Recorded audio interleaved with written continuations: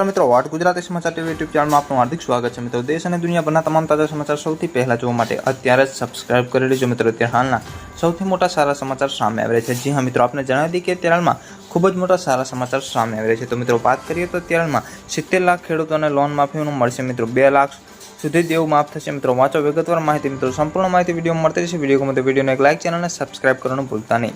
અત્યારે હાલ મિત્રો સૌથી મોટા સમાચાર સામે આવી રહ્યા છે। જી હા, આપણે જણાવી દઈએ કે દેશના 70 લાખ ખેડૂતો માટે મોટા રાહતના સમાચાર સામે આવી રહ્યા છે। મિત્રો, વાત કરીએ તો દક્ષિણ ભારતમાં સરકારે કૃષિ લોન માફી યોજના શરૂ કરી છે। મિત્રો, પ્રથમ તબક્કામાં યોજના હેઠળ 1 લાખ રૂપિયાની સુધીની લોન ધરાવતા ખેડૂતોના ખાતામાં 6,98,000 કરોડ રૂપિયા જમા કરી દેવામાં આવ્યા છે। મિત્રો, વાત કરીએ તો 70 લાખ ખેડૂતો માટે મોટા રાહતના સમાચાર સામે આવ્યા છે। મિત્રો, દક્ષિણ ભારતમાં સરકારે કૃષિ લોન માફી યોજના શરૂ કરી દીધી છે। વધુ વાત કરીએ તો મિત્રો, પ્રથમ તબક્કામાં યોજના હેઠળ 1 લાખ રૂપિયા સુધીની લોન ધરાવતા ખેડૂતોના ખાતામાં 6,098 કરોડ રૂપિયા જમા કરાવી દેવામાં આવ્યા છે। મિત્રો, જેમાં તેલંગાણા રાજ્યના સચિવાલય આયોજિત એક કાર્યક્રમમાં કેટલાક ખેડૂતો માટે ચેક આપવામાં આવ્યા છે। મિત્રો, વિડીયો કોન્ફરન્સ દ્વારા કેટલાક ખેડૂતો માટે સાથે વાત પણ કરવામાં આવી હતી। વાત કરીએ તો મિત્રો, તેલંગાણાના મુખ્યમંત્રી એ રેવત રેડ્ડીના જણાવ્યા અનુસાર 11 લાખ ખેડૂતોને લાભ આપવા માટે બેંકને 6,098 કરોડ રૂપિયા આપવામાં આવ્યા છે।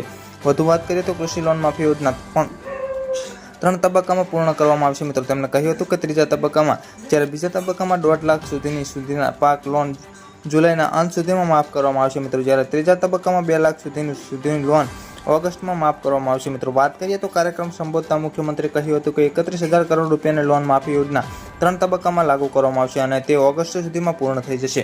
વધુ માહિતી મુજબ આપણે જણાવી કે તેલંગાણામાં કૃષિ લોન માફી યોજનાને લાગુ કરી સાથે મુખ્યમંત્રીએ આક્ષેપ કર્યો હતો કે અગાઉના ભારત રાષ્ટ્ર સીમિત એટલે કે BRS સરકારે ટર્મ માટે સત્તામાં હોવા છતાં કૃષિ લોન માફીના લેના વચનનો યોગ્ય રીતે અમલ કર્યો નથી। મિત્રો, મુખ્યમંત્રીએ દાવો કર્યો હતો કે તે કોંગ્રેસ સરકાર અગાઉના સરકાર દરમિયાન લીધેલી 7 લાખ કરોડ રૂપિયાની લોન પર દર મહિને લગભગ 7,000 કરોડ રૂપિયાનું વ્યાજ ચૂકવે છે। વધુ માહિતી મુજબ આપણે પણ જાણીએ કે રેડ્ડીએ જણાવ્યું હતું કે કોંગ્રેસની સરકાર 2022માં તેલંગાણાના એક જાહેર રેલીમાં અને બાદમાં 2023ની રાજ્યમાં યોજાયેલી રેલીમાં કોંગ્રેસ સંસદીય દળના અધ્યક્ષ સોનિયા ગાંધી દ્વારા વિક્ષેપમાં વર્તમાન લોકસભા નેતા રાહુલ ગાંધી દ્વારા વચન મુજબ લોન માફીની શરૂઆત કરી હતી।